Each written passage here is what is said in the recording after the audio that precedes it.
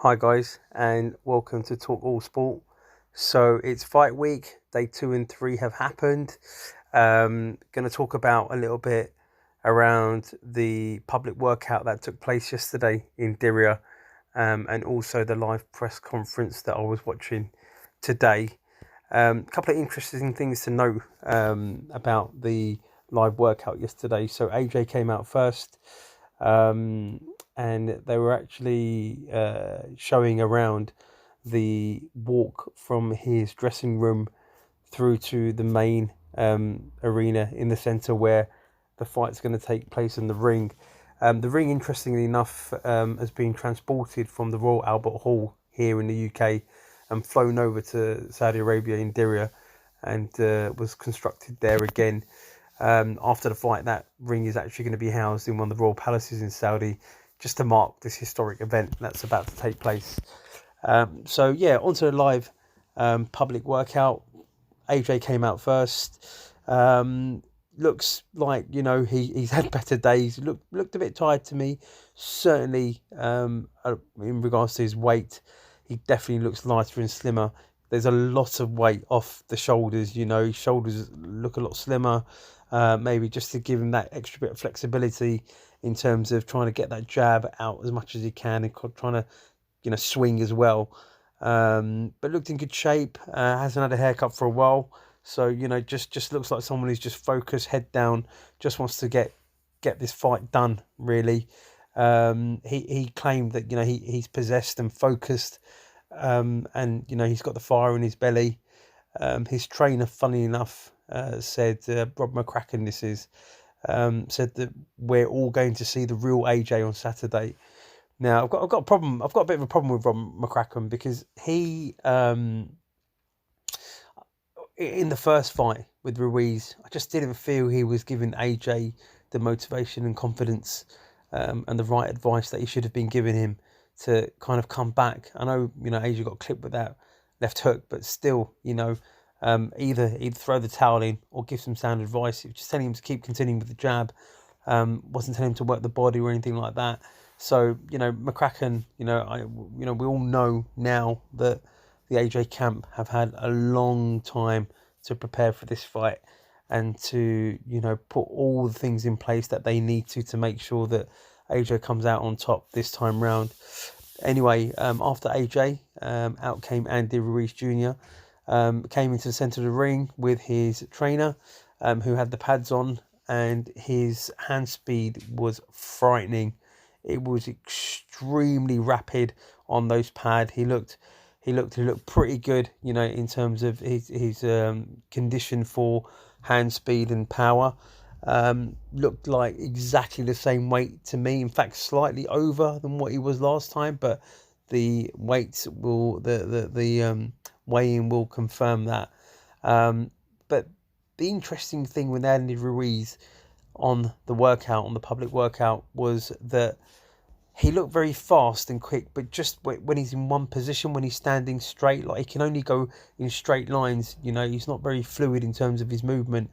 So if he's standing in one place, he hasn't really got great footwork, Andy Ruiz. So I've got a really strong feeling that his camp are probably going to target AJ's body and try and get to the body, the midsection, and try and wind him, just to get that guard down, because AJ is considerably taller than Andy Ruiz Jr. So I think they're going to be trying to work AJ's body, and AJ's going to have a game plan against that, to see how he'll cope with that.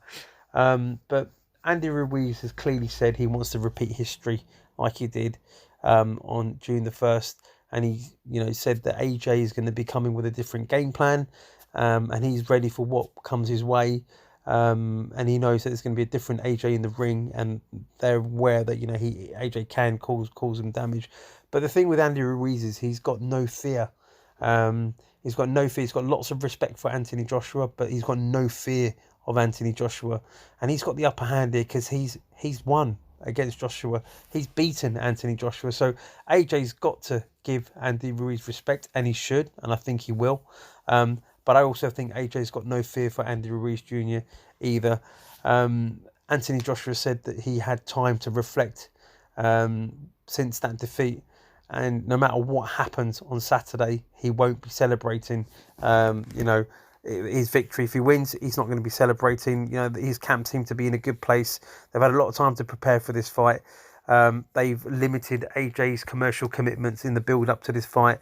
And he's also said that he wants to continue with this challenger mindset, which is quite interesting because, Anthony Joshua, he's always got, some kind of commitment around, a label or some kind of, commitment for the media. And we just haven't seen that this time round.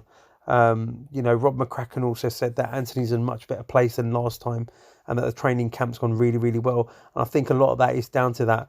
We all know Ruiz Jr. is the champion, but it's going to be a totally different mood going into the fight this time round. 100%. It's not going to be what we saw last time because both boxers have had enough time to study each other, know what's going to be happening with each other's fight plan very quickly. When that bell rings. Andy Ruiz Jr. has confirmed that he's saying expecting a completely different approach from Joshua on Saturday, but he's quite confident of success, and he should be because he's the champion and Joshua's the challenger, and I think he'll be a lot more cautious around AJ. I think he Anthony Joshua, because of his weight loss, he's going to try and box him.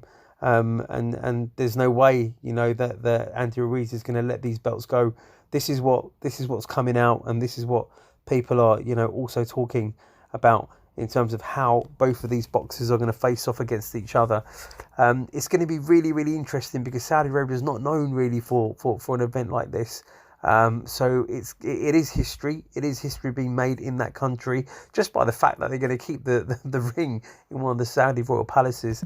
So as and when more and more updates happen, tomorrow is going to be another press conference. Friday, the weigh-in face-off, and then Saturday it's the big one, which is going to be really, really interesting. So keep yourselves tuned. I'm going to be putting up a new video tomorrow. There's some more insight being provided tomorrow. I think it's going to be a full length feature tomorrow on the game plan and what we expect to happen. In the meantime, guys, enjoy and don't forget to like and subscribe. Cheers.